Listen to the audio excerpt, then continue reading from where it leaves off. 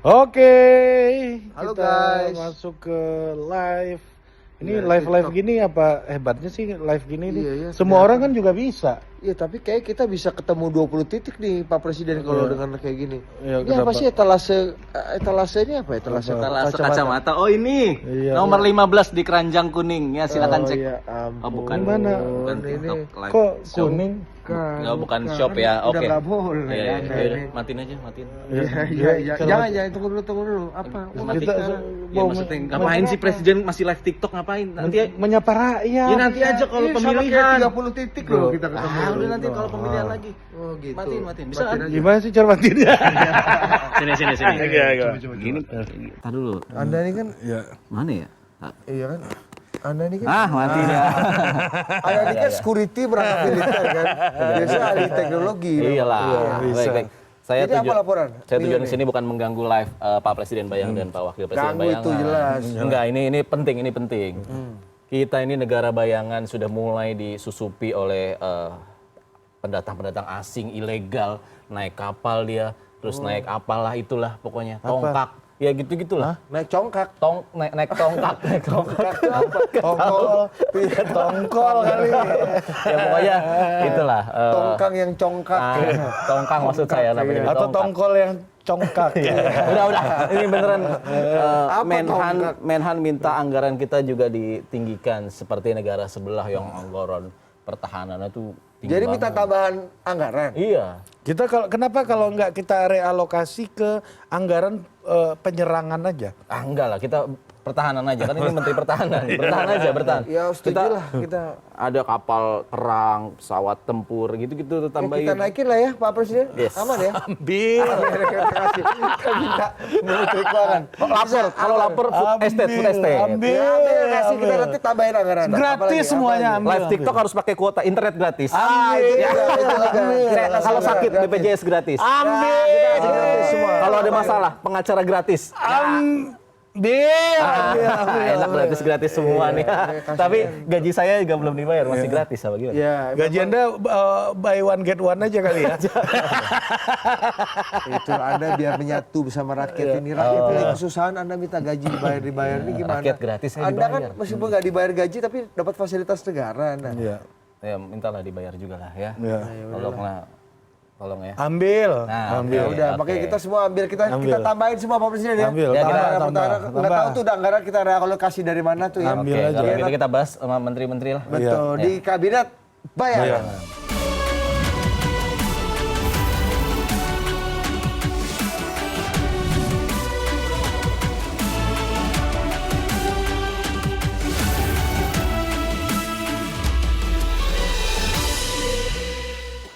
Oke, Pak Presiden, kita akan start saja rapat kabinet Iya. bayangan pada hari ini ya. Kita sudah kedatangan 3 menteri pertahanan Oke. kabinet bayangan. Ini spesial banget karena Mereka ini bertahan orangnya- terus iya, semua. bertahan ya. Back berarti ya, back. Ini spesialis catenaccio. Catenaccio. Iya, kalau di bola Gimana, coba ini. gimana? Catenaccio. Wah, itu benar. Harus gitu, Pak. Catenaccio. Iya, expulso amonito. Iya, dan sudah ada 3 menteri Iya. pertahanan kabinet bayangan dan spesialnya 2 orangnya adalah perempuan. Oh. Jarang kan menteri pertahanan perempuan ini kan. Iya, Plus belum 1 ada. seniman. Seniman. Iya. Yang satu Seniman lagi itu lebih plus banyak pendidik. lebih banyak menyerang dia kayaknya daripada bertahan kayaknya. Dia kalau back itu kafu ya. Menyerang terus. Oke, yang pertama kita akan perkenalkan Menteri Pertahanan bayangan dari Anies Baswedan, ada Mbak Astrid Nadia Rizkita. Halo Mbak Astrid, apa kabar? Baik, alhamdulillah. Iya, oke. Yang kedua, Menteri Pertahanan Bayangan Prabowo Gibran. Mbak Diah Roro. Weh, paten. Nambah anggaran Langsung aja ya. Langsung aja. Nah, dan yang ketiga. Wah, ini dia nih. Ini ketiga Seru nih. Menteri Pertahanan Ganjar Pranowo. Wah. Yang Lex. Ya. Peluru tak terkendali. Iya. Pak MD. Yoi. Pak MD Pung Friend.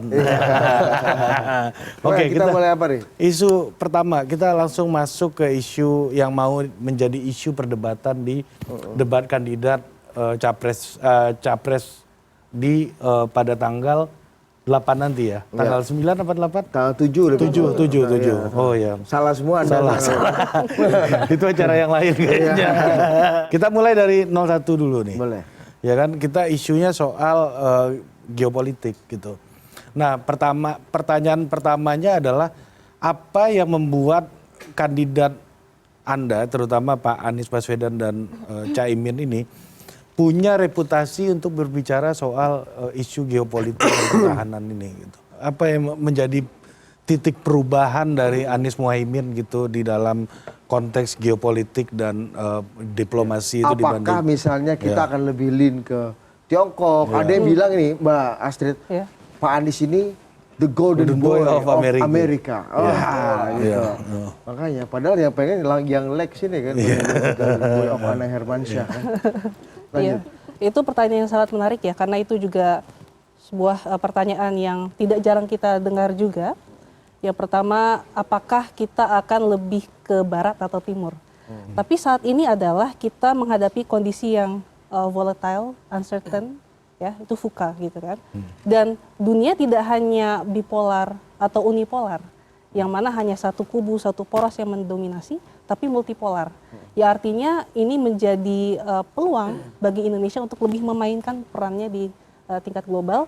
Kita punya politik luar negeri bebas aktif, bukan berarti kita netral. Tapi artinya kita punya ruang untuk bisa berdasarkan nilai-nilai yang kita punya memainkan peran itu. Jadi ketika misalkan blok barat menyatakan sesuatu, kita tidak lantas mengiyakan. Kita lihat dulu apakah sesuai nilai-nilai kita. Nilai-nilai kita apa? Apakah berkaitan dengan manusia? Apakah berkaitan dengan berpengaruh terhadap hilangnya nyawa orang banyak, itu pertama. Yang kedua soal territorial integrity, gitu ya. Yang ketiga soal apakah hal yang kita lakukan itu berdampak positif atau negatif. Berarti soal Laut Cina Selatan hari ini misalnya pemerintah kita masih belum total dong menurut Anda atau gimana?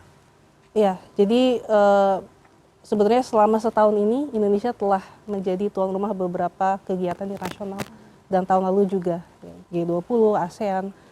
Tapi yang kita ingin sorot adalah apakah jumlah persidangan, perhelatan dan hasil-hasilnya itu memang betul-betul visible, betul-betul bisa diimplementasi gitu loh. Jadi jangan sampai diplomasi kita itu business as usual. Jadi para ASN kita fokus pada bagaimana menghasilkan resolusi yang bagus, tapi kenyataannya tidak diimplementasi karena sebenarnya menarik adalah perhelatan ASEAN tahun ini itu diselenggarakan 2 kali. Yang pertama Mei, kemudian September. Tapi kita lihat selama rentang waktu beberapa bulan ini apakah ada perbedaan.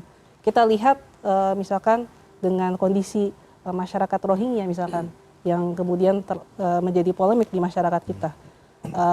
Sementara itu sekitar 2 minggu lalu perwakilan Indonesia, pemerintah mengikuti GRF atau Global Refugee Forum dan ya kita membahas soal bagaimana negara-negara yang mestinya punya kewajiban untuk menampung mereka itu benar-benar melaksanakan kewajiban mereka. Nah ini udah disinggung nih Lex, isu imigran. Kenapa? Rohingya gitu. Gimana sebagai perwakilan dari kandidat 03 ini lu melihat isu-isu internasional ini gimana Lex? Sebenarnya kalau kita bahas dari, kita ngomongin logik dasar aja gitu lah ya. Kemarin gue ngeliat konten di TikTok gitu, ada yang ngangkat soal ada bapak-bapak tiduran di pinggir jalan nggak makan. Ini warga negara kita nih, cuman warga negara antah berantah dari mana bisa dikasih makan dengan layak gitu loh. Apalagi mereka ngeluh pula sama makanannya. Jadi gue di sini kan bukan orang politik yang ada di sebuah partai, jadi gue dari sipil gitu. Ngelihat itu aja langsung kontrasnya berasa gitu. Jadi sebenarnya tuh kita tuh berpihak ke siapa sih gitu? Kok kita bisa lupa sama warga negara sendiri? Itu kan simple dari picture yang kita lihat dari sosial media gitu. Mau dibahas itu framing segala macam, itu kenyataannya seperti itu gitu. Ada orang yang kelaparan, warga negara kita nggak dikasih makan, tapi ada warga negara dari negara lain yang bukan urusan kita harusnya gitu. Cuman jadi kita ngurusin gitu. Atas dasar kemanusiaan apapun, kalau mau ngomongin atas dasar kemanusiaan, harusnya kita pikirin warga negara sendiri dulu dong. Iya. Tapi kalau menurut lu sektor pertahanan ini kan tentu saja banyak yang bilang nih Pak Prabowo akan gampang memenangi perdebatan ini karena beliau Menteri Pertahanan. Best practice dan keahliannya ada di situ. Menurut lu gimana Lex? Kalau gue nggak mau, karena itu bukan bidang gue gitu ya. Cuman kalau kita ngomongin Menteri Pertahanan ini apa aja sih? Gitu. Pertahanan ini juga budaya juga pertahanan loh. Sementara penjajahan yang paling real dan paling terasa langsung dan bentuknya paling enak adalah penjajahan lewat budaya dan entertainment gitu. Itu pun harus dipikirkan dari segi cara pertahanannya gimana gitu. Sementara peperangan yang sudah terjadi secara real adalah peperangan budaya. Itu ngomongin entertainment yang dimana sebenarnya negara kita hampir tidak pernah hadir. Kalau kita lihat barometernya misalnya, negara yang jadi kiblat entertainment seluruh dunia. Let's say nomor 1 Amerika yang sekarang perfilman itu Korea dari 16 naik ke 3 gitu.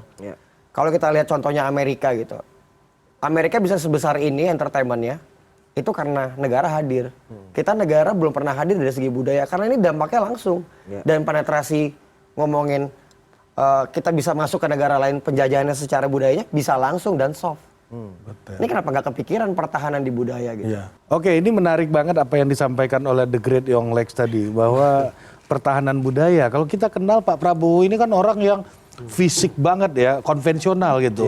Senjatanya tidak ada gitu kan. Kita berapa pesawat, Kan? pertahanan kita peluru. Tapi yang online begini nih Pak Prabowo gimana melihatnya nih nanti nih pertahanan budaya kebudayaan itu kan hal yang meter banget kan untuk kita sebenarnya sehari-hari. Silakan Pak Roro. Oke, pertama-tama terima kasih. Jadi kalau kita membahas mengenai Bapak Prabowo Subianto, tentu rekam jejaknya jelas ya. Dalam arti kata beliau sebagai anggota TNI sebelumnya, lalu kemudian sekarang juga sebagai Menteri Pertahanan Republik Indonesia dengan segudang prestasinya, salah satunya tadi juga sudah disampaikan, baik itu infrastruktur dan berbagai macam hal lainnya. Dan juga saya ingin menyoroti terlebih dahulu ya, sebelum nanti kita membahas mengenai bagaimana dari segi culture, pertahanan dari segi culture.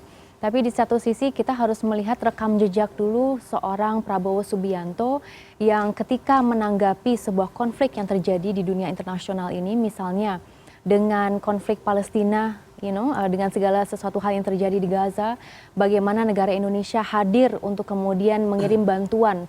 Itu ada kurang lebih 51,5 ton bantuan, mulai dari selimut, mungkin hal-hal yang kita pikir sepele tapi dibutuhkan oleh masyarakat di sana gitu. Bantal, makanan, kebutuhan-kebutuhan pokok yang kemudian dikirimkan untuk dalam bentuk bantuan kemanusiaan tersebut.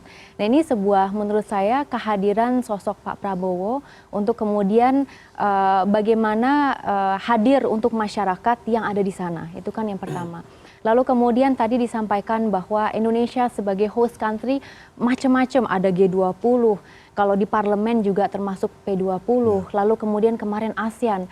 Di ASEAN Pak Prabowo juga sebagai chair di saat itu untuk menteri-menteri lintas negara ASEAN untuk membahas bagaimana agar adanya stabilitas politik di lingkungan ASEAN ini.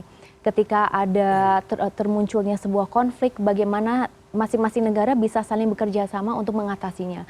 Pak Jokowi, presiden kita sekarang, kita bisa melihat bahwa beliau memposisikan negara Indonesia sebagai peacemaker di beberapa instance. Misalnya dengan perang Rusia dan Ukraina, salah satu kepala negara yang hadir secara fisik di kedua negara adalah Pak Jokowi gitu kan. Dan dari sinilah ini merupakan message ke dunia global bahwa Indonesia ingin hadir sebagai peacemaker. Bagaimana kita bisa hadir untuk memberikan sebuah political pressure kepada pimpinan negara lainnya agar konflik ini bisa ada resolusinya. Karena dampaknya sangat masif terhadap negara kita. Kita merasa jauh banget gitu ya, maksudnya sangat jauh secara fisik, tapi ternyata dampak ekonominya, dampak terhadap ketahanan pangan kita juga, karena kita impor pupuk dari Rusia misalnya, ketahanan dari segi oil and gas kita, dan berbagai macam lainnya yang kemudian ada dampaknya ke negara Indonesia. Nah sekarang ketika kita berbicara mengenai bagaimana pertahanan dari segi kultur, ini sangat penting juga. Dan Pak Prabowo ini adalah sosok yang selama ini selalu mengedepankan bagaimana Indonesia harus menekankan hilirisasi. Jadi hilirisasi macam-macam, baik itu di sektor pertahanan, pertambangan, mohon maaf, ataupun di sektor oil and gas, di sektor industri, ya kan. Tapi juga di sektor entertainment, saya rasa ini merupakan salah satu visi juga gitu, bahwasanya kenapa enggak yang terkenal itu adalah bukan hanya budaya Indonesia, tapi entertainmentnya Indonesia yang kemudian bisa go global dan bisa dinikmati oleh masyarakat internasional gitu. Walaupun pasar dalam negeri kita udah cukup masif ya, karena banyak sekali teman-teman yang di entertainment bisnis merasa bahwa marketnya juga sudah cukup besar di Indonesia saja. Tapi kalau kita nggak bisa go international, kenapa enggak gitu? Jadi ini sesuatu hal yang saya rasa butuh kita fokuskan juga. Jadi terima kasih tadi sudah menyampaikan hal itu. Harusnya ngomongin pertahanan kebudayaan, ngomongin industri kreatif itu harus sama pentingnya kayak ngomongin stunting, kayak ngomongin pendidikan. Ini semua sama-sama penting.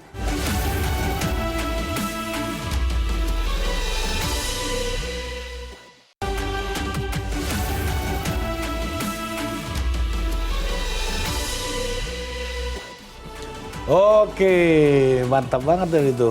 Perdebatan soal pertahanan kebudayaan nih kan. Yoi. Ya kan? Kita angkat soal itu kali Iya, kali ya. di segmen 2 ini kita bahas soal itu ya. Boleh ya Oli ya? Iya, Oli Ini siapa? oligarki. Tadi di headset ya. Yang bisik-bisik sini.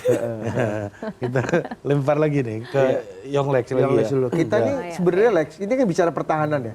Dengan segala macam aset dan kemampuan bangsa kita untuk bisa berdaya dari segi kebudayaan tadi ya. Kita tuh cuma jadi pasar apa selama ini kita cuma jadi market saja atau Udah pasti kita udah berdaya? Kita diperkosa habis-habisan udah pasti. Jadi kalau kita ngomongin, kita bisa ambil contoh dari Jepang deh ya, misalnya. Jepang itu kan gue juga baru tahu ternyata kemarin habis ngobrol sama temen, ternyata Jepang itu tentaranya nggak punya kedaulatan yang sehebat kita gitu loh. Karena dia kan korban kalah perang. Sehingga mereka sadar dari situ, mereka bikin strategi-strategi untuk gimana caranya penetrasi kebudayaan mereka keluar gitu. Buktinya Jepang yang nggak punya pertahanan lewat militernya aja, kebudayaannya bisa penetrasi ke kita jauh lebih masif daripada kita ke mereka gitu. Soft power ya, Soft power sekali dan dampaknya bisa langsung, dampaknya ekonomi yang pindah langsung ke negara mereka gitu. Kayak contoh misalnya politik dumping yang dilakukan Jepang di ngomongin soal fashion gitu. Mereka ada pengkaderisasian dulu para fashion stylistnya, mereka kaderisasi dulu gitu. Terus brand-brand luar kayak LV dan segala macam negara hadir untuk diplomasi, ikut kayak brand yang ada LV kalau mau tetap jualan di sini untuk brand-brand LV atau brand-brand luar negeri gitu, mereka harus ada desain kejepangannya dan desain kejepangannya harga lebih mahal tapi pajaknya 0%. So kalau kita jadi LV kan kita akan taruh itu di etalase paling depan gitu loh. Ada lokal kontennya gitu ya? Yes, nah itu cikal bakal lahirnya Kenzo, cikal bakal lahirnya Y3 gitu loh. Jadi sebenarnya ngomongin soal sebelum terbentuknya pertahanan kebudayaan, ngomongin soal kesadarannya kalau negara harus hadir dalam segala aspek itu penting juga gitu. Ganjar Mahfud sendiri concernnya untuk negara hadir dan masuk ke dalam hal-hal kreatif tadi gimana? Salah satu program Pak Ganjar sama Prof Mahfud itu kan ada buka 17 juta lapangan pekerjaan baru. PMD. Itu kan kuatnya kan, how-nya gimana? Ya how-nya kalau kita mau kita breakdown secara detail, para artis yang sukses, para selebgram yang sukses, para influencers yang sukses itu mini UMKM. Setiap artis atau setiap influencer yang sukses, mereka pasti punya kru kecil juga gitu loh. Jadi kalau kita mau ngomongin how-nya juga memang industri kreatif salah satu jawaban gitu. Kita sebenarnya negara kaya lah, cuma kan negara orang kaya kan banyak yang bodoh juga gitu. Jadi ada orang yang kaya cuman nggak mau capek, akhirnya kita jualan alam aja lah gitu. Sementara SDM ini juga penting banget untuk diperhatiin kalau kita ngomongin ke depannya. Kayak misalnya contoh dampak dari dark side-nya industri kreatifnya Korea. Itu birth rate mereka turun drastis jauh lebih dari Jepang. Sehingga kemungkinan 2700 Korea punah. Karena dampak dari beauty industrinya yang mereka nggak mau ada stretch mark, mereka nggak mau lahir, nggak mau hamil dan lain-lain gitu kan. Ntar 2700 Korea punah, Korea 2.0 Indonesia. Kalau dari awal kita nggak pikirin pertahanan kita ini dari segi budaya gitu. Jadi penting banget, semuanya penting banget. Cuman orang yang tepat juga penting untuk ngisi posisi tersebut. Orang yang tepat nih. Gimana Mbak Astrid tanggapi Yonglex ini pertahanan Mas Anies ini gimana? Ya, saya setuju banget sih kalau soal the right man in the right place, also in the right time. Kalau kita bicara soal bagaimana budaya kita ya sebagai soft power dan sebagai sarana untuk mempertahankan ketahanan nasional, right? Beda ya, keamanan beda ya. Kita bicara soal ketahanan. Ada banyak sekali potensi yang dimiliki oleh bangsa ini. Kita punya budaya yang sangat kaya, kita punya kuliner yang sangat kaya, kita punya fashion yang sangat kaya, baik fashion secara umum ataupun Muslim fashion, right? Jadi itu semua perlu lebih di tap in dan lebih dijahit agar tidak sporadis. Misalkan dalam perhelatan kegiatan-kegiatan internasional, kita ada banyak dari lintas kementerian, misalkan ada Trade Expo dari Kemendak, misalkan ada ISEF dari BI, tapi jarang sekali itu benar-benar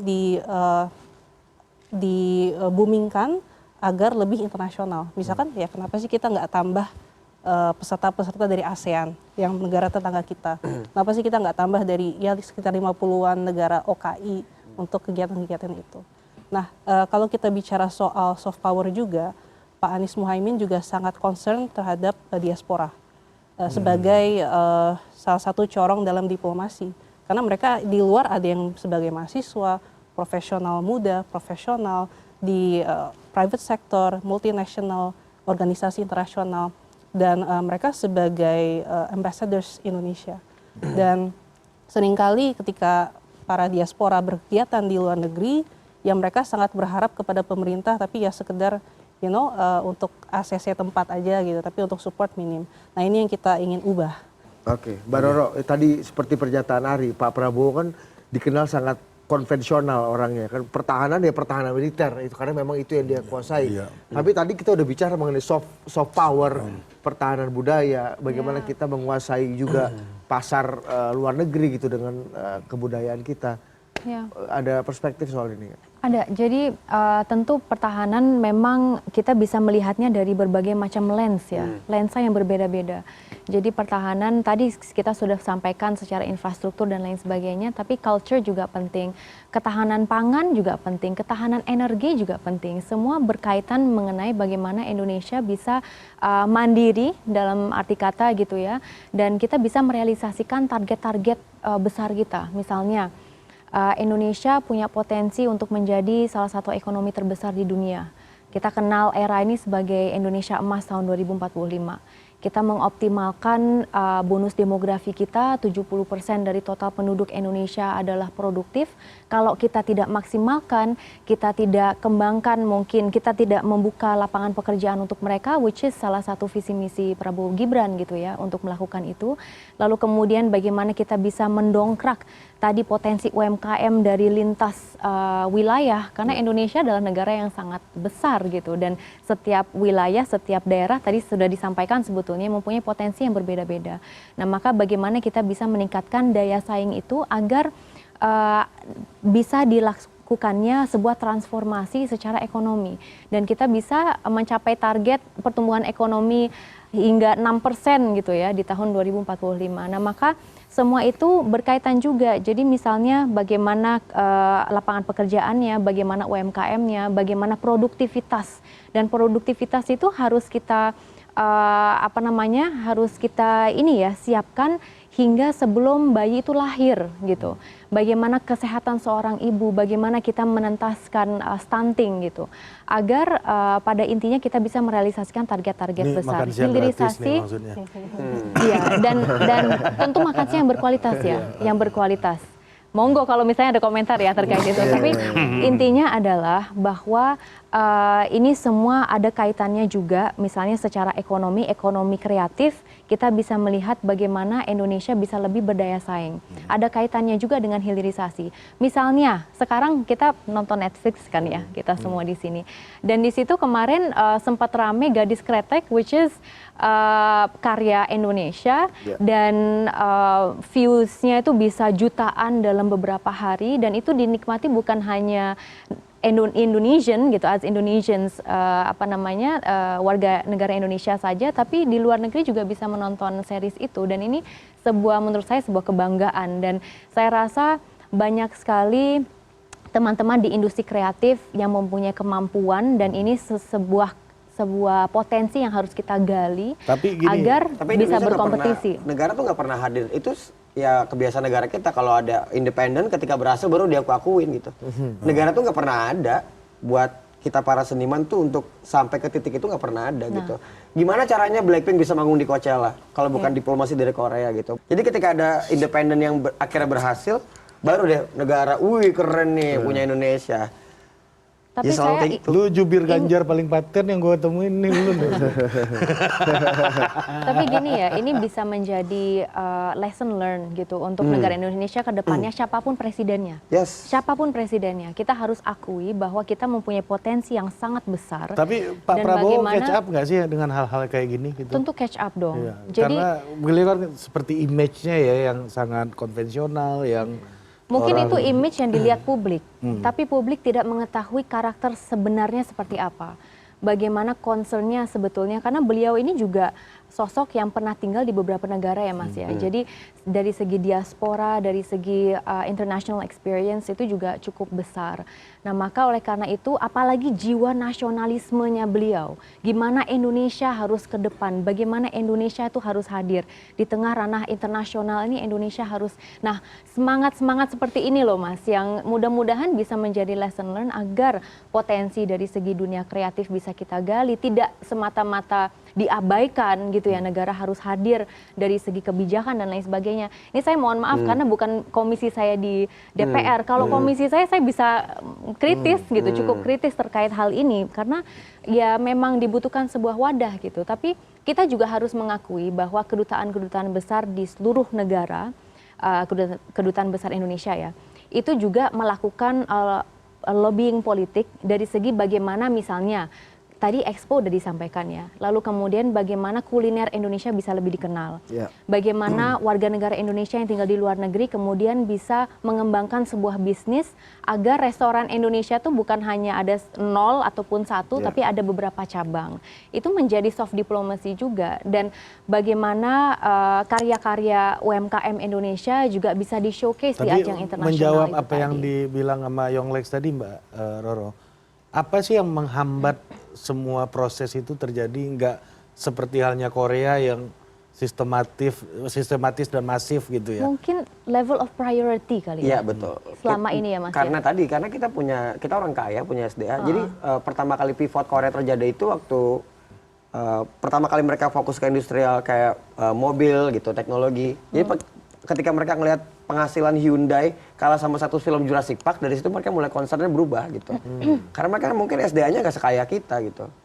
Ini kan sebenarnya kita harusnya bisa lebih jauh dari Korea. Kita punya SDA-nya, tapi SDM-nya nggak pernah diurusin secara serius, nggak jadi concern utama. Harusnya ngomongin pertahanan kebudayaan, ngomongin industri kreatif itu harus sama pentingnya kayak ngomongin stunting, kayak ngomongin pendidikan. Ini semua sama-sama penting. Karena ini jalannya paralel, bukan satu-satu gitu. Iya nggak bisa orang berkebudayaan tapi ada kena stunting itu agak sulit gitu Iya. ya. Betul. Sekarang kalau kita mau ngomongin Betul, jauh ke paralel. belakang sedikit ya, jauh ke belakang sedikit. Kenapa sih kita di setiap pulau alat musiknya beda? Kenapa di setiap pulau tariannya beda? Kenapa di setiap pulau baju-baju adat budayanya beda? Karena dari awal kita kaya banget, basic needs kita udah terpenuhi gitu. Di luar mereka harus mikirin pakaian dingin, mereka harus mikirin yang lain-lain. Kita lempar apapun, numbuh, mau makan mancing jadi. Habis orang zaman dulu cari makan mereka ngapain siang-siang sore-sore? Bikin lagu, bikin alat kebudayaan gitu. Itu bekal kita jauh ke depannya nanti. Sehingga nanti ada satu masa orang udah bosan sama mitologi Yunani, orang udah bosan sama kesamuraian Jepang, orang udah bosan sama Viking, orang udah bosan sama cerita-cerita Mesir. Harusnya cerita-cerita yang naik tuh cerita Borobudur kita naik, cerita Nyi Roro Kidul kita naik dalam bentuk film Hollywood gitu loh secara Nah lagi-lagi negara harus punya peran aktif kan. Lex, ya? harus sadar Boleh dulu. nambahin dikit nggak? Ya, boleh, Ini boleh, penting boleh. banget karena semua ini harus diiringi dengan demand side. Jadi demandnya dalam arti kata kultur sebagai seorang Indonesian gitu ya, kita juga harus mempunyai kultur untuk ingin nonton karya-karya Indonesia agar supply and demand-nya itu juga bisa saling Tapi Kak, mendukung gitu. kalau jelek secara karyanya susah juga Nah itu yang gitu. saya maksud. Jadi harus saling ngimbangin gitu. Gue paling anti gitu sama support produk lokal. Itu karena produknya jelek, jadi minta disupport. Karena gini, barang-barang bagus tuh nggak pernah ngomong support produk lokal gitu. Kayak kita sebut nama-nama kayak Anggun, dia nggak pernah support produk lokal gitu. Maksudnya kan berarti harus ada memang ya referensi kalau kita lihat dari Amerika gitu ya. Ya gimana pun budget nggak akan bisa bohong. Budget film 1T kayak film Batman sama budget film kita yang 10M, 12M kayak film Dylan ya jauh, nggak akan bisa gitu. Ini kok kayaknya lebih perubahan Yonglek daripada Anda nih Mbak Astrid. Sebenarnya itu semua inline kok. Kita juga concern soal bagaimana kita lebih kuat secara budaya juga agar sub-sub di culture kita tuh diperhatikan juga, seperti kuliner, seperti tadi fashion, film, music, itu banyak sekali potensinya. Anak-anak muda kita, ya kan, bonus demografi kita sangat kreatif. Mereka bikin di TikTok apa-apa viral, right? So itu udah ada talent yang tinggal lebih di maximize lagi. Kenapa harus ada gratis-gratisnya? Padahal kan ada yang bilang bahwa selalu pakai perlindungan itu. Ada yang bilang bahwa hal-hal yang gratis itu kebanyakan berakhir dengan ketidaktanggungjawab yang lebih besar dan kekecewaan yang juga lebih besar.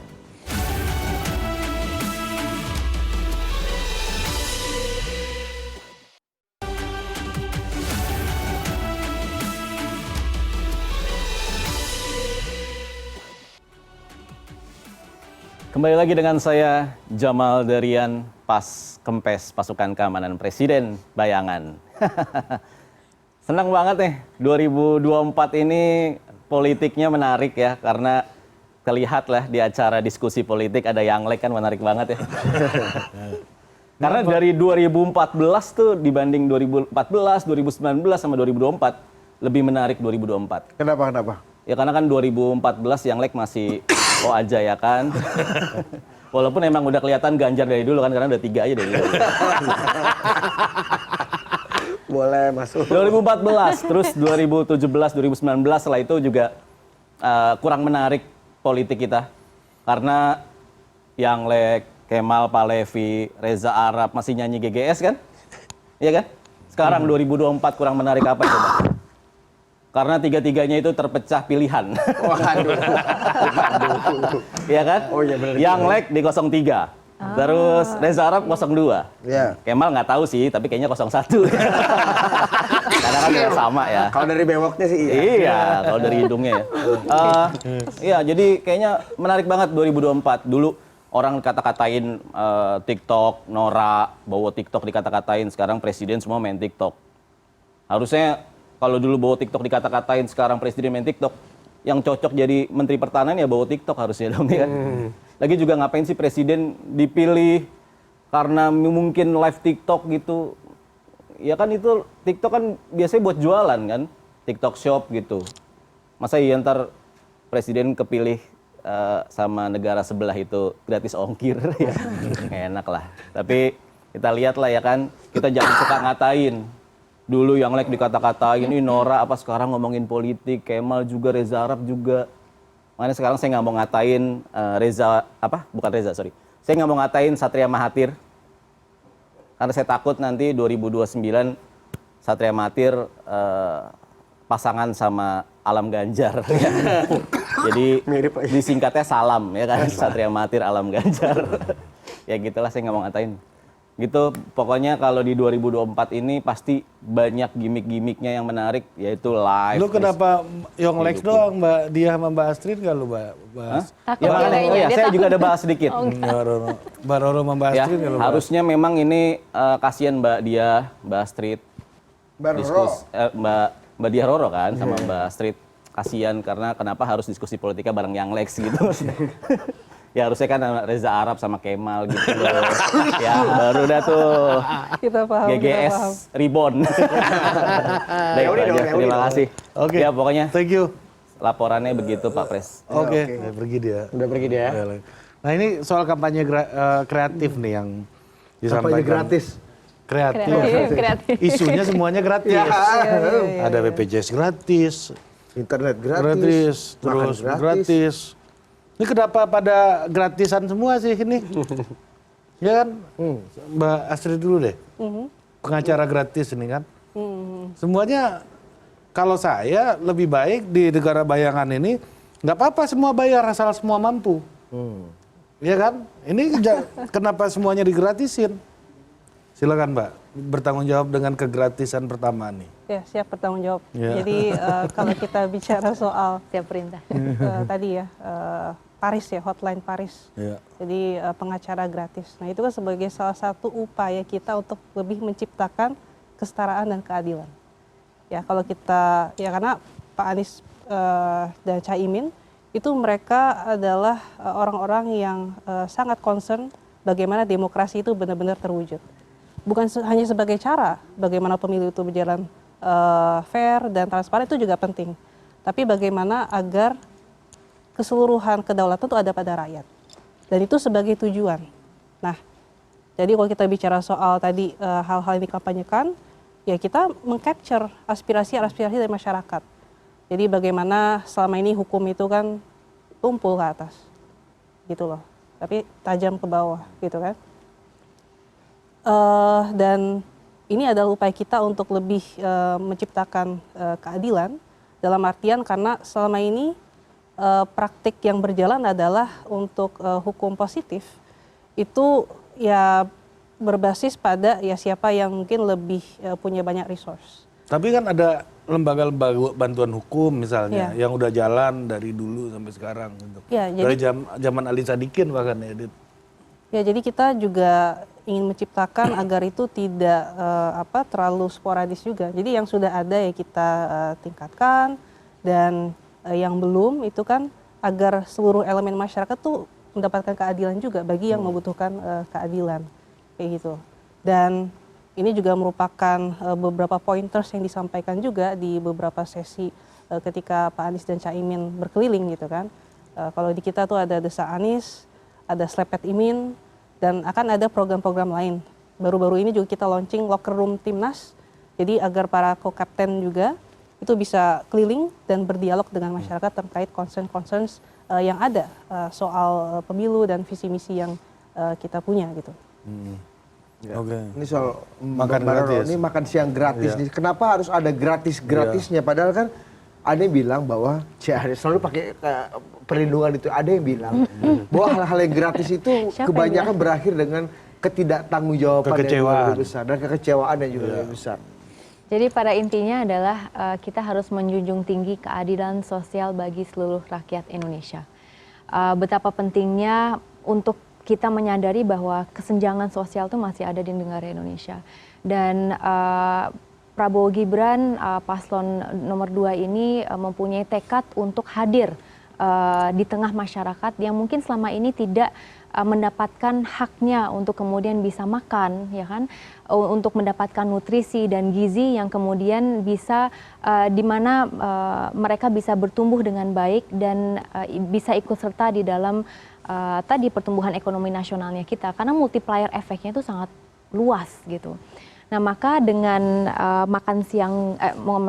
makan gratis dan susu gratis ini, tentu ini sebuah upaya untuk agar kesenjangan itu bisa ditiadakan gitu. Bagaimana kita mengeliminate kesenjangan yang selama ini dirasakan oleh rakyat Indonesia.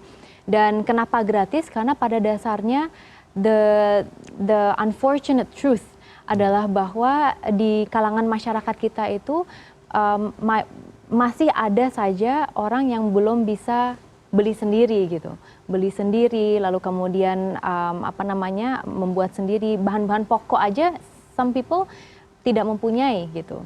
Nah, maka bantuan-bantuan seperti ini hadir untuk membantu mereka kembali lagi ke sila kelima, kembali lagi bagaimana kita menjunjung tinggi Pancasila dan nilai-nilai kebangsaan kita. Ya. Kalau kata Mas Ganjar beberapa waktu lalu juga gitu kan, lebih baik mana? Mau internet gratis apa mau makan gratis? Nah, gitu menurut Mbak Rono gimana? I mean they're both important ya. Dua-duanya itu penting dalam arti kata. Ini kenapa saling lirik-lirikan ya di sini? Lex pakai kacamata hitam dia Gitu ya. terlindung dari lirikan maut ini. Gitu Bang. ya. Mantul Bebas dia. langsung mantul. Nggak, jadi pada intinya kembali lagi kita harus mempersiapkan sumber daya manusianya kita dulu. Agar kita bisa berkompetisi, bisa lebih produktif, Indonesia emas itu bisa kita gapai. Karena jangan sampai nanti nutrisinya tidak baik, stunting terjadi dan lain sebagainya. Akhirnya bonus demografi ini tidak bisa kita maksimalkan dengan baik gitu. Jadi dari segi tadi makanan, asupan gizi itu merupakan salah satu prioritas. Kenapa misalnya tadi, yang the second point? Internet gratis? Internet Atau ini mungkin bisa dikomentari juga hotline Paris ini. jadi sebetulnya ya semuanya ini merupakan kebutuhan masyarakat. Kembali lagi apa yang menurut kita menjadi prioritas. Yang kami khawatirkan yang kami khawatirkan adalah bahwa tadi potensi Indonesia menjadi salah satu ekonomi terbesar, Indonesia Emas 2045, bonus demografi. Jangan sampai justru karena kita tidak bisa mempersiapkan sumber daya manusia kita dengan baik, kita justru mengalami bencana demografi. Masyarakatnya tidak produktif, masyarakatnya tidak bisa bekerja, tidak bisa berdaya saing, sakit-sakitan, tidak mendapatkan asupan gizi yang dibutuhkan. Nah ini sangat, kembali lagi, multiplier efeknya itu sangat luas. Iya, lu soal gratis-gratisan ini gimana, Lex? Lu lihat Ya kalau makan siang kita- gratis. Internet Kalau kita gratis, lihat gitu ya pengacara misalnya sosmed, gratis. TikTok, main aplikasi yang gratis kan berarti kita jual data kita kan gitu. Apapun yang gratis pasti ada sesuatu di belakangnya gitu. Entah itu effort kita, entah itu apapun itu pasti ada gitu. Nah kenapa internet gratis? Sebenarnya sih kalau ngomong lebih make sense tuh ya semuanya penting, cuman ada kompleks yang berbeda-beda dari setiap apapun yang gratis ini gitu. Kalau misalnya gini, internet gratis, bahkan di beberapa daerah tertentu kayak teman-teman gue main itu, mereka nggak ngomongin gratis, mereka mau bayar cepat aja dulu deh, rata dulu aja belum gitu. Jadi kalau memang solusinya ternyata kalau mau diratain harus lewat gratis, ya kenapa nggak juga gitu? Hah? Maksudnya? Gimana? Iya kalau mau diratain, kalau mau diratainnya ternyata harus lewat gratis, harus ada agenda negara untuk bikin itu gratis, untuk bikin itu rata tapi lewat cara gratis, ya kenapa enggak? Tapi sebenarnya concernnya bukan di gratis ya, di akses internetnya menurut lo. Availability dan Iya karena gini, kayak misalnya gini, kita langsung bukti konkret di lapangan aja deh, kayak teman-teman kita influencers yang ada di daerah timur gitu, mereka harus ke wilayah tertentu baru bisa upload video. Bayangin tuh, mereka bikin konten di rumah, mereka harus ke situ biar upload video gitu. Padahal mereka makan di rumah, makan siangnya aman-aman aja. Aman-aman aja. Lihat gini, kalau kita ngomongin kail sama kemana Anda? ikan sama kail, kita better kasih kailnya daripada kasih ikannya gitu kan. Banyak orangnya yang juga mau kayak gitu. Salah nggak sih sebenarnya kasih ikan? Nggak salah juga. Cuman kalau ke orang yang tidak tepat, ya kita akan membunuh dia secara perlahan. Akhirnya dimanjain, akhirnya mati sendiri tuh nanti. Soal makan siang gratis ini menurut lo gimana, Lex? Ya itu, mati Kalau soal sendiri. makan siang gratis sih sebenarnya aku bayangin soal eksekusinya gimana doang. Kalau kita ngomongin wattnya kan iya stunting, makan bergizi harus. Kita coba berpikir abstrak gitu loh. Bukan abstrak sih, kita coba membayangkan ketika itu terjadi berarti di jam 12 siang. Iya. Dengan kebudayaan Indonesia yang nggak taat ngantri gitu. Iya. Bisa jelasin nggak Kak gimana tuh nanti keadaan di lapangan gitu. Penasaran juga sebenarnya. Ini kita menguji ya maksudnya dari gagasan itu kita uji coba kalau terjadi makan siang gratis, aku penasaran proses ngambilnya gimana, apakah orang tua yang nggak mampu itu yang kerja harus break makan siang ke tempat pengambilan ataukah diantar ke rumah, penasaran juga gitu. Jadi prerequisite-nya untuk melihat kenyataan di lapangan seperti apa, kita tunggu terpilih dulu gitu, intinya kayak gitu. Tapi intinya gini, bahwa segala sesuatu hal ini kan dilandasi dengan niat yang baik gitu ya. Kita kan kabinet bayangan nih, kita pikir abstrak aja kan. Iya, kan Apakah deliver ke rumah gitu. Soalnya misalnya kakak eksekusi nanti itu gitu. Oh, ini sumpama ya, berarti ya. Seumpama ini Sumpah, bayangan, ini kan kita kabinet bayangan semuanya. Ya. Bayangan aja kita. Jadi pertama-tama harus kita benahi terlebih dahulu data kita. Jadi kita harus bisa mengklasifikasi siapa yang berhak untuk mendapatkan bantuan dan siapa yang tidak misalnya. Kalau misalnya makanan gratis ini memang disasarkan untuk sebuah kelompok yang tidak mampu, ya kan?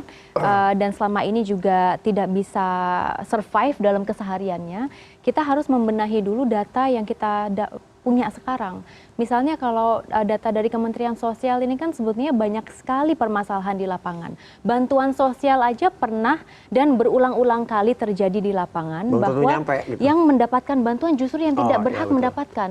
Ketika dicek rekam jejaknya, dia ternyata mampu kok untuk beli nasi dan lain sebagainya. beli sembako. Tapi sembako. Dan untuk masyarakat yang tidak mampu, justru mereka ini dan status sosial masyarakat itu kan bisa berubah-ubah ya. Kayak misalnya kemarin dengan adanya pandemi, otomatis yang mungkin tadinya yang mampu-mampu saja akhirnya Drop deh. menjadi miskin. Nah ini update data ini harus kita perbaiki terlebih dahulu.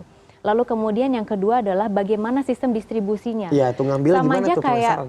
Sama aja kayak kalau yang sekarang dilakukan untuk bantuan sembako dan lain sebagainya, itu biasanya per desa dikumpulkan di balai desa.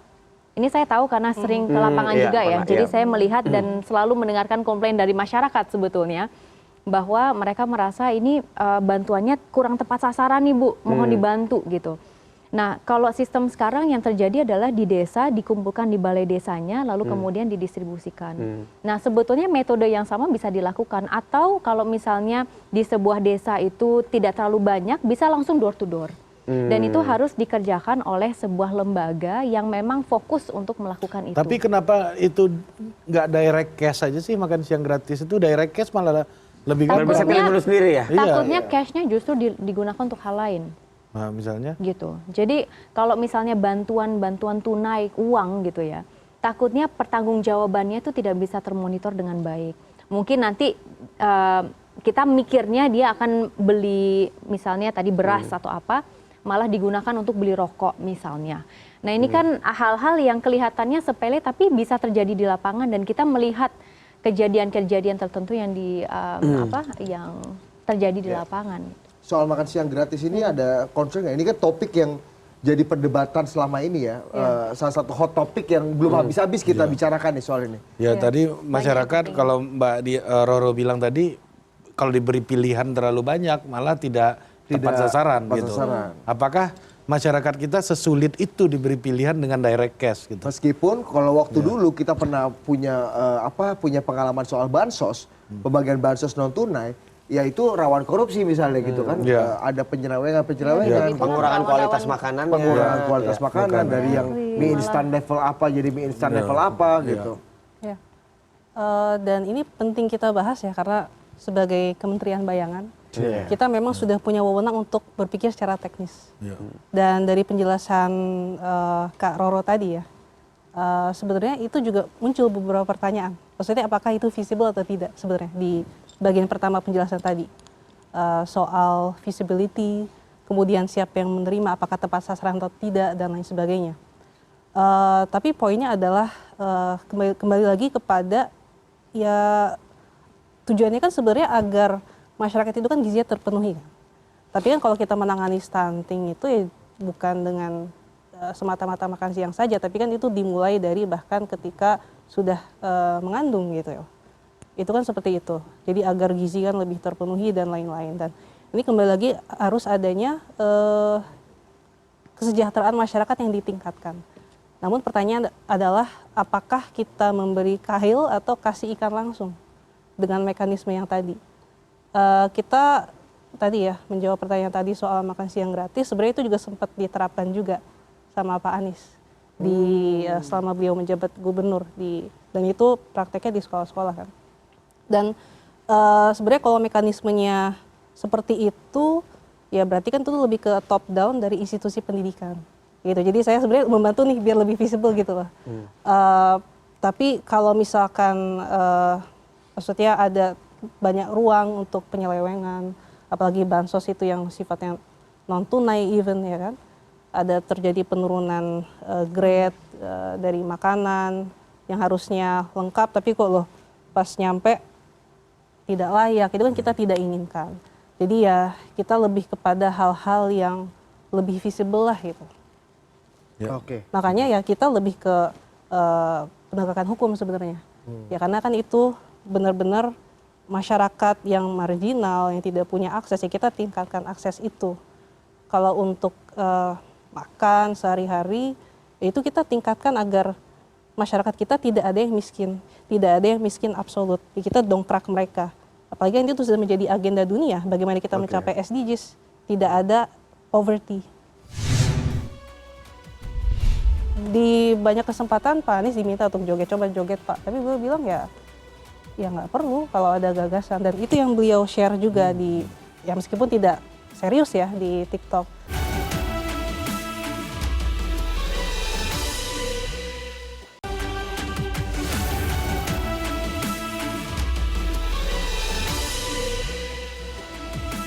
Oke, kita kembali lagi Pak Wapres. Ya. Dan ini isunya sekarang kampanye kreatif. Ya, apa hebatnya sih Mas Anies main TikTok live kemarin itu, apa spesialnya sih Mbak Astrid? Jadi itu satu hal yang beliau lakukan dan inilah hebatnya beliau sebetulnya dalam meng-capture dan membaca aspirasi. Karena kan selama ini kan presence-nya itu kan hanya in person ya atau kegiatan-kegiatan yang offline, keliling-keliling. Tapi udah lama kan main TikTok Mas Anies kan? Punya Baru. TikTok. Punya TikTok, ya. Ya. Tapi kan dikelola baru oleh admin live. ya. Iya. Jadi kan Kalau beliau lihat juga. dari dia cara matiin yang nggak bisa itu artinya dikelola oleh admin. Iya.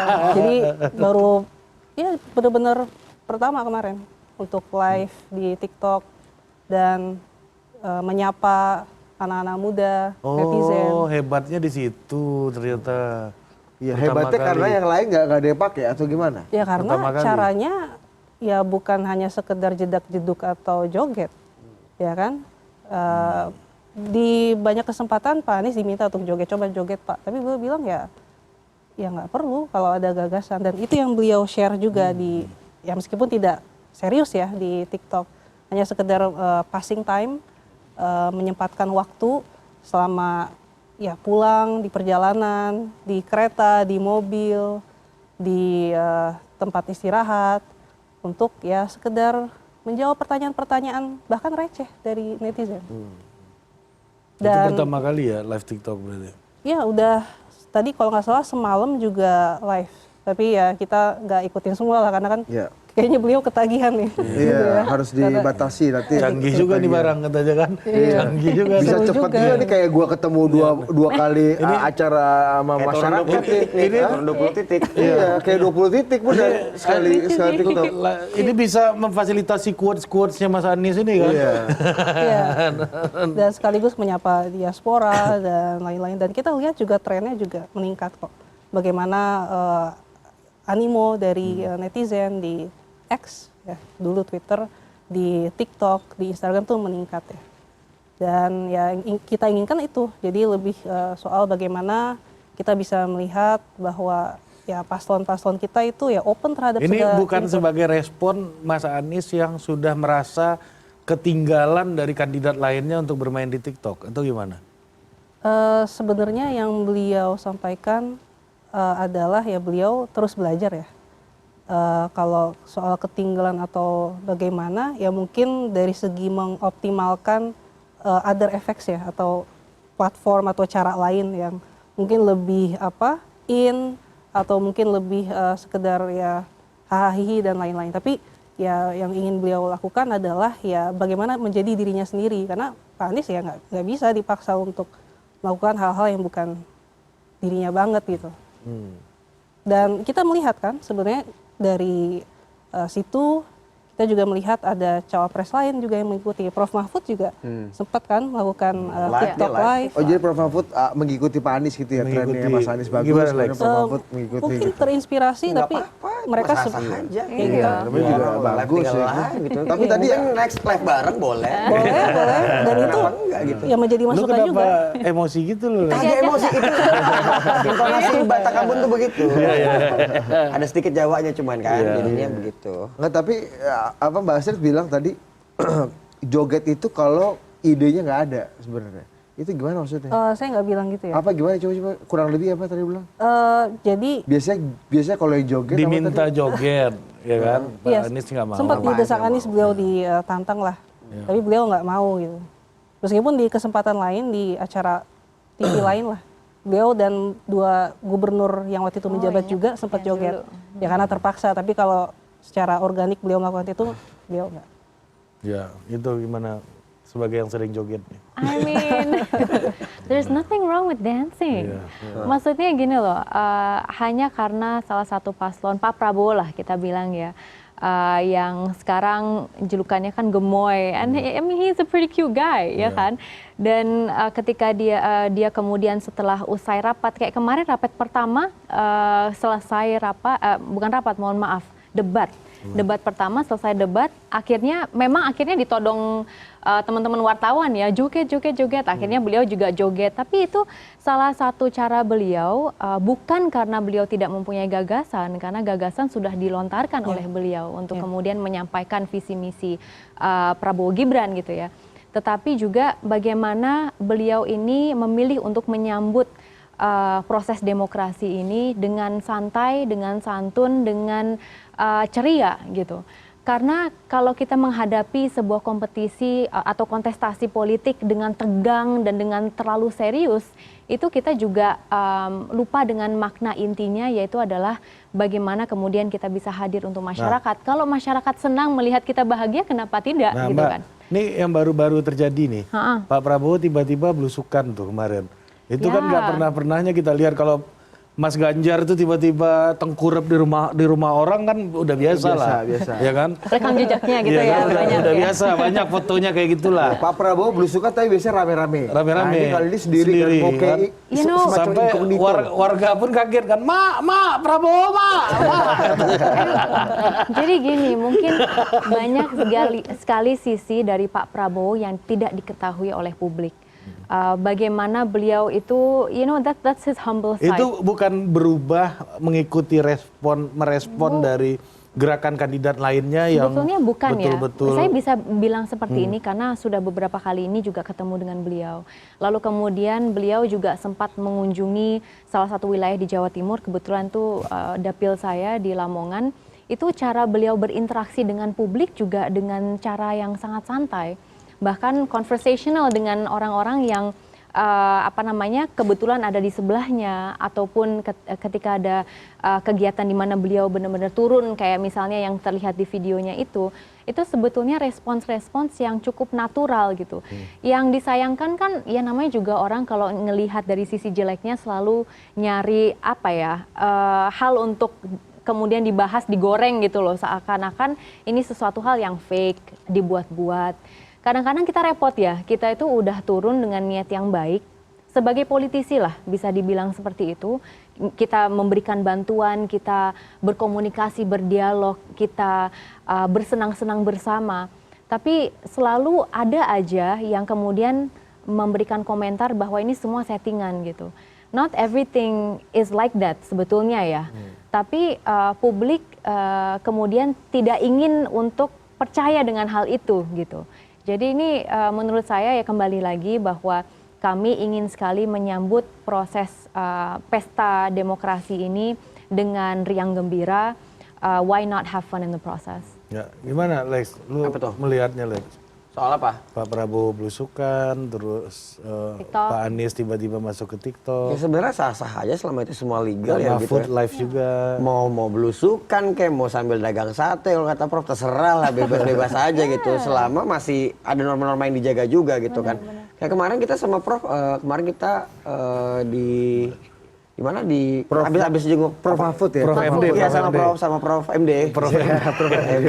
Panggilan sayangnya Prof MD. Sebenarnya kenapa manggilnya Prof MD sih? Kayaknya cuma lu yang manggil Prof MD deh. Ya biar keren aja gitu. Oh, iya, Prof beda MD, ya. biar Prof kayak MD. julukan-julukan di film-film gitu loh. Iya. Itu bisa jadi Kayak web baru Profesor tuh. X gitu ya, kayak gitu maksud lu kan? Nah sebenarnya waktu kita ngobrol sama Prof untuk ngomongin soal segi gimana caranya kita mensosialisasikannya secara kreatif, dia lumayan mau denger juga lo orangnya lo gitu. Ternyata bukan bapak-bapak feodal yang anak kecil ngomong apa lo gitu. Gak gitu juga ternyata gitu waktu kita ngobrol. Jadi ngomongin soal campaign kreatif sebenarnya, tapi gue harus disclaim dulu nih dari awal. Dari awal anak-anak yang gue bangun ini, movement yang gue bangun ini memang tidak tegak lurus dengan Prof Mahfudnya gitu. Kita bukan pendukung Prof Mahfudnya dari awal. Dan kita juga mendukung Pak Ganjar bukan karena Pak Ganjarnya, karena memang nilai yang Prof Mahfud pegang. Pas deklarasinya aja waktu kita online di depan Prof langsung, gue ngomong gini bang di depan Prof langsung, Prof kalau Prof nggak satu saat nanti berubah, kita nggak segan-segan buat lurusin Prof dan nggak segan-segan buat ninggalin Prof juga. Tapi kita harap Prof nggak akan berubah karena si Prof Mahfud ini bisa sampai titik ini lumayan jadi gue jadi ngefans sebenarnya sama Prof gitu. Kenapa? Karena susah juga nyari cawapres nggak punya partai, nggak punya uang gitu loh. Dan gue juga menyatakan mendukung Prof itu kan lewat cara yang kreatif juga, dalam artian gue akan all in ke Prof itu tanggal 15 September. Gue umumin di feeds gue. Ternyata dia kan diumumkan 20 Oktober. Ya. Jadi cawapresnya. Oh Pak jadi lu Ganjar. mendukung Mas Ganjar karena Prof Mahfud? Yes. Karena Prof MD ini? Iya. Oh gitu. Karena Prof Mahfud, karena nilai Prof Mahfud gitu. Jadi sebelumnya gue hampir udah nggak mau berpartisipasi dalam kontestan nasional ini. Gue udah ya udahlah ya gitu. Ternyata waktu gara-gara sosok Prof Mahfud yang bawa gue ke sini gitu. Jadi kalau ngomongin soal campaign kreatif, Iya. gitu kan, kalau mau ngomongin niru, mungkin nanti Pak Ganjar mau bikin kayak Desak Anies, kenapa enggak kalau terinspirasi sama hal yang bagus gitu loh. Iya. Ya mungkin nanti kita mau bikin kayak Desak Anies, cuman Pak Ganjar juga nggak tahu nama acaranya apa ya, gas-gas aja sih menurut gua. Seru juga kali ya kalau Hajar bikin dia. Ganjar misalkan gitu Iya, ya. Iya, terserah. cecar Ganjar ya. Nice. Terserah aja gitu. Habis itu Cecar Ganjar collab sama Desak Anies, bebas, aman-aman aja. Oh, gitu. udah masuk putaran 2 nih pikiran lu nih. Nah, nggak tahu juga gitu kan. Udah mikirin putaran 2 kali. Iya kan? Emang bener ya berarti itu ya? Apa tuh yang benar? Udah ada gerakan untuk bersatu melawan Apa? gemoy ini. Ya terus sebenarnya sih kita gini loh. Yang enak nih kan gue tuh nggak di legislatif dan nggak punya partai. Jadi kita mah harusnya siapapun presiden yang menang, rakyatnya harus menang dong. Bener nggak? Ya udah ntar mau kolaborasi sih kayak mau gimana terus suka anak-anak aja sih sebenarnya. Anak-anak. Kita kan tinggal telepon tuh. Itu tuh ini ya sih bro, nurunin substansi ya sih kalau kita bicara dengan politik-politik yang gimmick itu. Iya. Joget lah atau main TikTok lah misalnya atau apa. Sebenarnya kalau Yang katanya ngomongin politik itu kan adalah kuasi gagasan gitu kan katanya kan. itu kan di tahap awareness ya. Kalau mau memperkenalkan tokohnya dulu ke kalangan milenial, Gen Z atau kalangan tertentu, sebenarnya sah-sah aja. Cuman ketika udah tahu, nanti kan dia akan mencari tahu lebih gitu kan. Sebenarnya sah-sah aja sih. Itu kan ngomongin gimmick. Politik ini kan entertainment, cuman tidak diakui sebagai entertainment aja ternyata. Pas udah ke dalam itu gitu Gak loh. masuk kategori aja ya, padahal substansinya sama. Benar, politik itu entertainment sebenarnya gitu. Entertainment yang berbasis akademis ya gitu. Tapi kayak sebentar gue pengen banget bikin Prof Mahfud bawain materi stand up kayaknya. Menarik. Iya, dia kan memang ada Bakat sebagai orang ini ya. iya, orang culture NU ya kan bos, ke NU bercanda-bercanda. dan Madura kan itu joke semua Iya isinya. kan? makanya tuh kalau dia stand up seru kali ya. Nyeritain 5 tahun lalu. Lucu. Iya, kita bayanginnya aja udah Iya lucu makanya kan, pasti Pak. lucu tuh. Apalagi kejadian ya. Mas Anies tuh ngomongnya nggak muter-muter. Cuma sistematis saja, ada pendahuluannya, analisisnya, habis itu kesimpulan gitu, nggak putar-putar itu. Sama kayak Mbak Astrid ya. Makanya ditanya ke ya bawah sama kayak mungkin. Mbak Astrid, ditanya gimana soal pertahanan. Jadi dulu di masa Nabi Adam, katanya. Padahal dulu.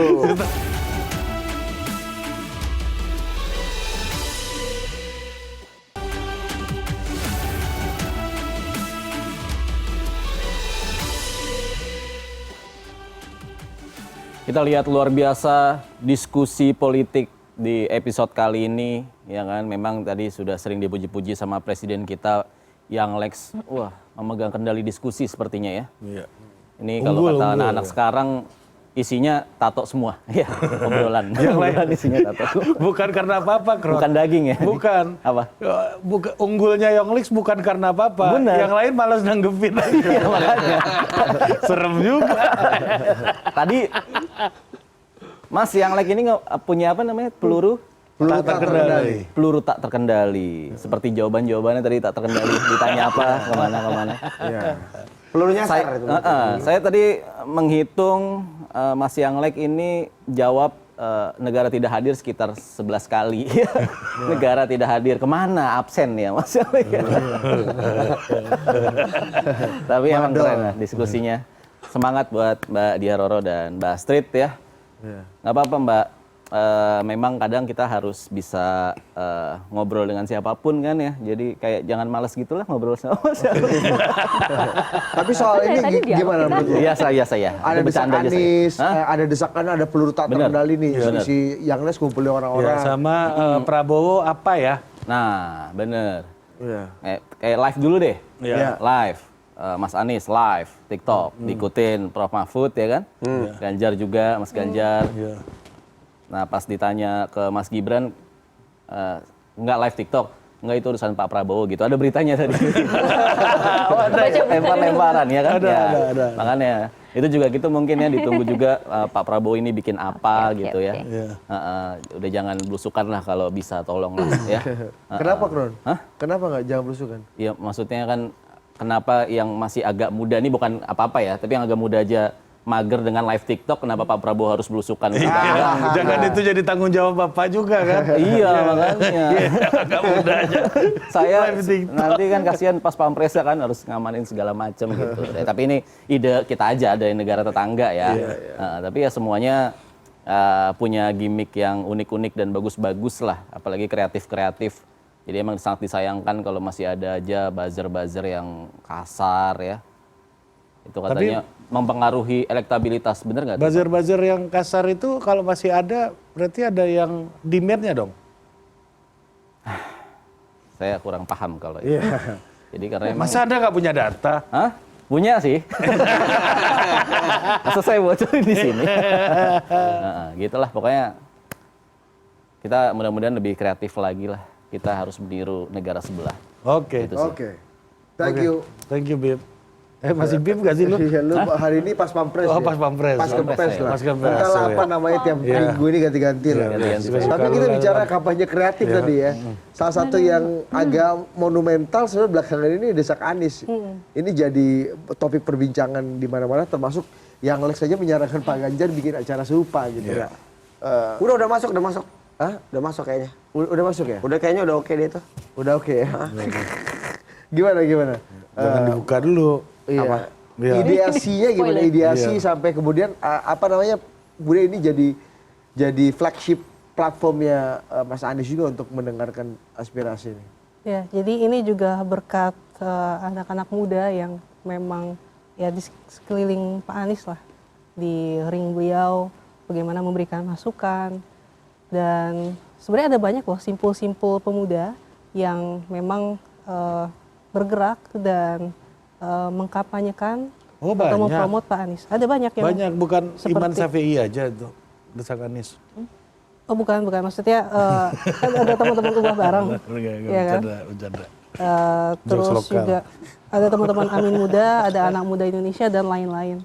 Dan ini baru satu dari sekian peluru yang kita punya. Ya, kalau kita bicara peluru dan strategi gitu. Tapi pelurunya terkendali apa enggak tuh? Ya, insya Allah terkendali, aman dan terkendali. Gitu. Karena ya insya Allah lah. Dan Desak Anies itu sebenarnya sebelumnya pernah Pak Anies lakukan ketika beliau jadi gubernur bahkan, ya kan, ketika ya beliau welcome lah ketika ada yang misalkan demo dan lain-lain, beliau turun tuh untuk menemui mereka, apa sih yang mereka inginkan gitu. Dan ini juga beliau wujudkan selama kampanye ini, dan ya sesuai dengan background beliau yang merupakan akademisi, intelektual, cendekiawan, dan bangsa ini juga didirikan oleh berbagai macam elemen masyarakat. Para pendiri kita backgroundnya bermacam-macam. Ada yang kiai, ada yang cendekiawan, ada yang pokoknya banyak lah. Dan ya kita masing-masing juga ya turunan dari para pejuang gitu. Itu ada di darah kita.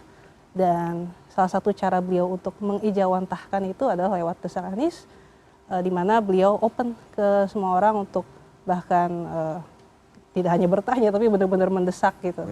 Dan luar biasa animo dan antusiasmenya. Bahkan Desak Anies itu benar-benar dari hari-hari ke hari, acara ke acara tuh makin berdesak-desakan. Saking banyak yang ingin ketemu, ingin mendengar apa gagasan beliau. Karena tidak semua tercapture selama debat capres maupun cawapres. Oke. Ini pendukungnya Mas Anies ngomongnya udah mulai kayak Mas Anies ya. Gue baru sadar loh kemarin tuh Lex. Kenapa? Mas Anies tuh ngomongnya nggak muter-muter. Cuma sistematis saja, ada pendahuluannya, analisisnya, habis itu kesimpulan gitu. Nggak putar-putar itu. Sama kayak Mbak Astrid ya? Makanya Jadi ditanya ya kebawa sama kayak mungkin. Mbak Astrid, ditanya gimana soal pertahanan. Jadi dulu di masa Nabi Adam, katanya. Dulu. Sistematis. Gimana menurut lu, Lex? Apanya? Ya kampanye Kampanye kreatif ini? kreatif ya. Iya, Untuk iya. melawan kampanye negatif tentunya. Kalau kita ngomongin misalnya ini seleksi timnas nih ya. Iya. Gitu kan Timnas setelah Amin. bukan dong. Timnas bola. Oke. Habis tim kipernya kepilih siapa, backnya kepilih siapa, pemain tangannya kepilih, strikernya kepilih. Habis itu kan kita masih ada tugas selanjutnya. Tugas selanjutnya lawan negara lain gitu kan. Ya ini kan lagi mau seleksi timnas nih, siapa pemimpin negara ini gitu. Jadi kalau proses kreatifnya itu memang saling terinspirasi, menurutku ya nggak apa-apa gitu. Ada yang balik lagi yang tadi ya. Yang satu bikin konten ngobrol bareng warga, di-expose gitu, public discourse gitu, bisa dilihat, bikin. Ya, ternyata kalau dampaknya bagus, yang lain mau tiru silahkan gitu. Iya. Jadi ya sah-sah aja. Ikhlas aja lo Lex ya berarti ya Lex. Apanya tuh? Untuk menerima, saling meniru dan saling berbagi dan menginspirasi. Ya kenapa nggak kita pakai kacamata kuda aja lari ke depan, ngapain ngeliat kiri kanan sih?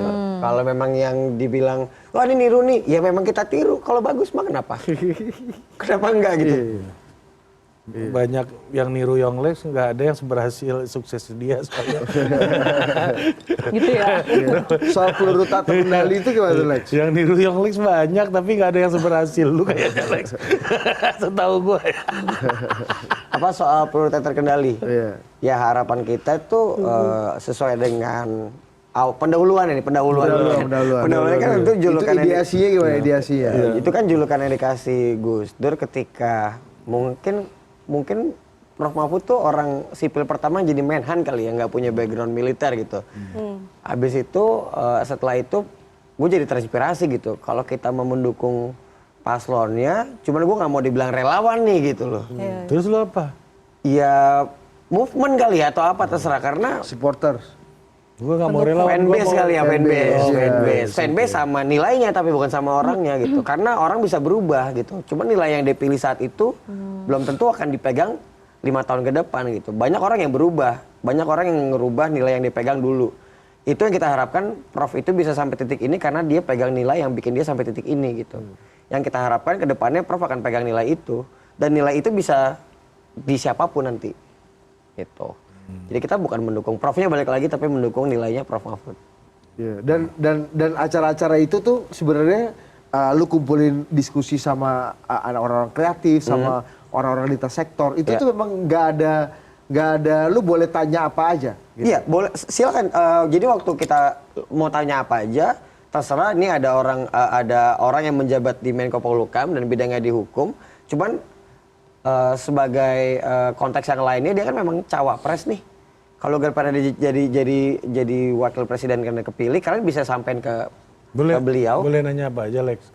Boleh banget. Carbon capture gimana? Aduh.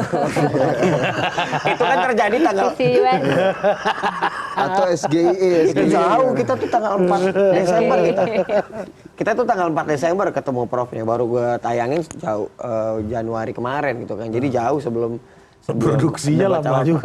Apa? Produksinya Kita simpen dulu kontennya. Kita simpen dulu. Lu udah nabung konten nih berarti. Nabung. Editingnya lama kira-kira. Editing cepat, cuman kita simpen dulu, keluarinnya pas momen-momen tertentu lah gitu. Iya.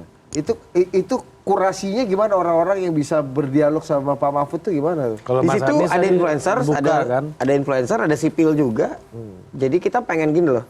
Privilege biasanya orang-orang yang follower gede itu jadi vote getter di tahun-tahun kayak gini gitu. Cuman kita pengen pakai privilege kita untuk kita bawa orang yang nggak punya number sebesar kita untuk nyampein keluh kesahnya juga ke orang-orang yang penting gitu. Ternyata memang lumayan lumayan powerful gitu dampaknya buat mereka gitu. Ya gitu sih sebenarnya. Jadi kurasinya tuh memang dari yang pasti teman-teman kenal dulu gitu. Karena susah juga kontak orang yang nggak kenal kan, tahu-tahu dia nggak mau di capture sebagai pendukung sekian, pendukung nomor 1, 2, 3 tuh terserah mereka lah. Jadi temen-temennya, gue mau ketemu cawapres, lu mau punya gagasan apa, punya keresahan nggak, mau ketemu ngobrol nggak gitu. Mau Bang Les, ya udah ngobrol. Kita temuin dan Profnya juga mau dengar enaknya. Nah ini penting nih ya, untuk membuat ada dialektika antara kandidat dengan masyarakat. Dan itu kan terekam, enak, Tinta tinggal ditagih. Iya benar. Kalau misalnya nggak bener. Kalau Pak Prabowo Rekam gimana? jejaknya ada. Pak Prabowo Gibran ini serap aspirasi. banyak yang dia soroti juga bagaimana metode serap aspirasinya. Tapi Mas Gibran konkret sih, Apa tuh? bagi susu. Iya, mungkin itu itu lebih menyalurkan aspirasi Mas Gibran supaya Semuanya orang minum sehat. susu. Iya betul. Jadi gini, kita tentu mengakui bahwa setiap paslon mempunyai strateginya masing-masing. Dan saya setuju banget, sepakat banget. Kalau misalnya ada satu cara yang ternyata kelihatannya efektif gitu, nggak ada salahnya dong yang lainnya juga melakukan hal yang sama. It's part of the competition. Dan kalau misalnya part of the process juga, dan kalau memang dampaknya baik untuk masyarakat, kenapa enggak? Karena pada intinya kan kita ingin agar setiap paslon, misalnya paslon 2 ini Prabowo Gibran bisa lebih dekat juga dengan masyarakat. Kebetulan saja metode yang saat ini kita jalani adalah melalui belusukan, proses belusukan itu tadi. Kalau belakangan ini baru ada, ini agak kreatif sih ya, jadi ada website namanya fotoberdua.ai. Jadi kayak bikin foto kita dipasangkan dengan kedua ini Pak Prabowo dan juga Mas Gibran. Jadi intinya itu bagaimana masyarakat bisa merasa lebih dekat dengan figur yang mungkin selama ini mereka support gitu. Mereka ingin melihat berhasil misalnya. Jadi ini juga salah satu cara kreatif yang selama ini dilakukan dan cukup trending juga. Maksudnya cukup banyak yang mencoba aplikasi itu. Tapi di samping itu saya rasa karena kalau berbicara mengenai media sosial ini kan juga penggunanya cukup banyak ya. Kalau berbicara mengenai pengguna internet di Indonesia aja 70% dari total penduduk kita. Berbicara mengenai medsos sendiri itu kurang lebih 60% ini data dari BPS. Jadi memang bisa dibilang mayoritas dari penduduk Indonesia are internet users, social media users gitu. Jadi mungkin kalau dari paslon 2 ini tunggu tanggal mainnya aja nih, gimana kita nanti bisa betul-betul mengoptimalkan. Tadi ada TikTok, terus mungkin di sini juga akan melakukan gagasan yang sama. Ada hal-hal yang belum kita tampilkan, jadi supaya teman-teman juga penasaran kali Banyak ya. senjata rahasia ya. Kalau Sebentar lagi para pemimpin bangsa kita umurnya akan tutup usia gitu. So anak-anak muda penerusnya harus sadar karena pass the torch-nya ketika itu dioper kepemimpinan itu kita harus siap.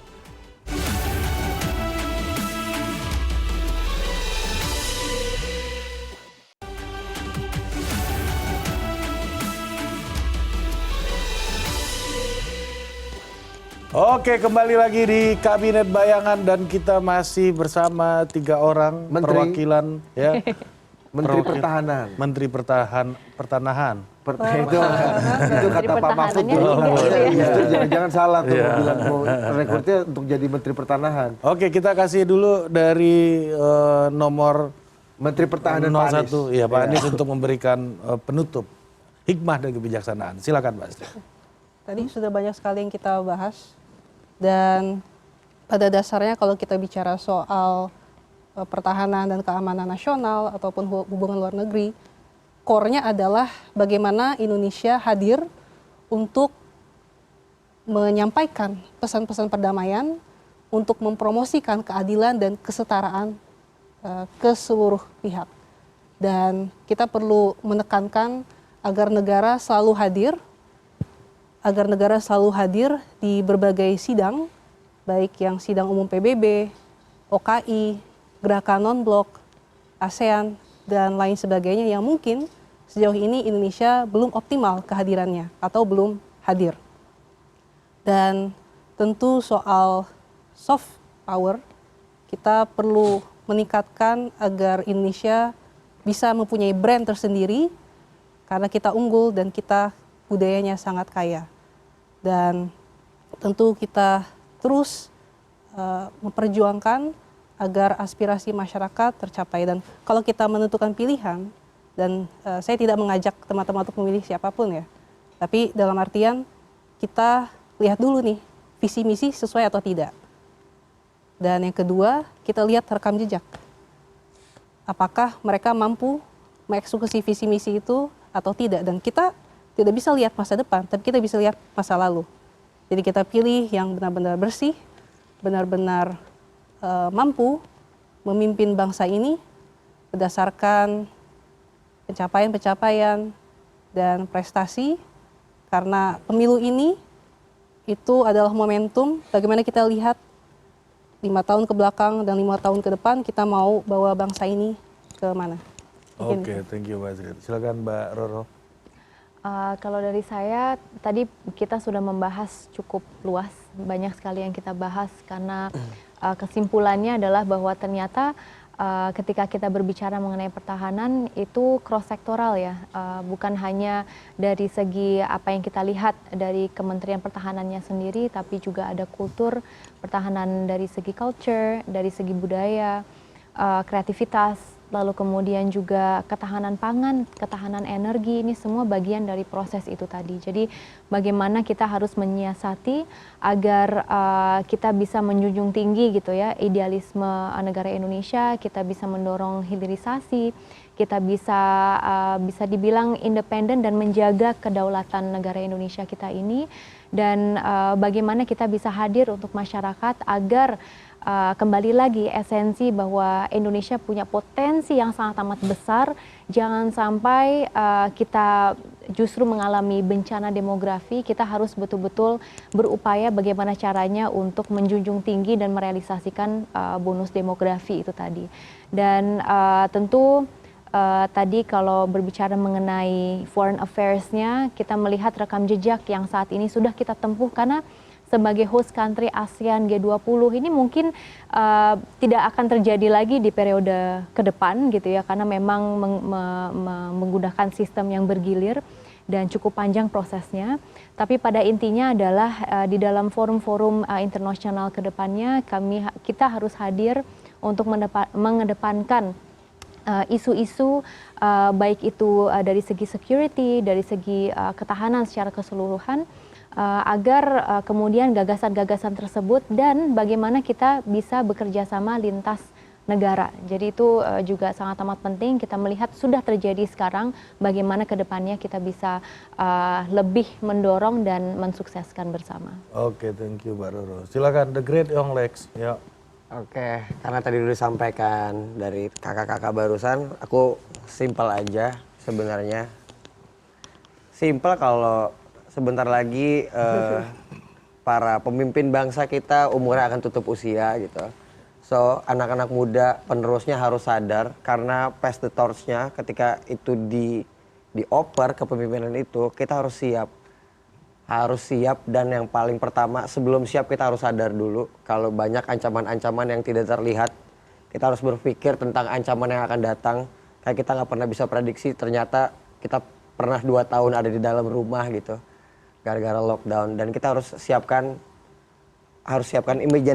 imajinasi kita, ancaman-ancaman apalagi sih berikutnya gitu loh. So buat pesan dari saya gitu buat para teman-teman yang masih muda, kita harus sadar ternyata politik sepenting itu.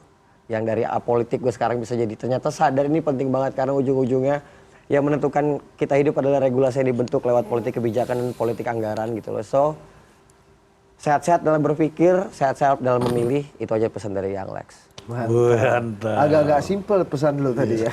Gak apa-apa, yang penting udah ada pesannya. Oke, terima kasih Menteri Pertahanan Young Lex, Menteri Pertahanan Dian Roro, Menteri Pertahanan Astrid. Mudah-mudahan beneran jadi Menteri Pertahanan, asik juga kayaknya. Menteri Pertahanan perempuan gini kan top kan. Oke, terima kasih Pak Presiden. Silakan tutup Pak Presiden. Wabillahi taufiq wal hidayah. Wassalamualaikum warahmatullahi. Kan biasanya pidato presiden. Oh iya gitu. Warahmatullahi wabarakatuh. Sampai jumpa lagi di Kembali Daya. Adios.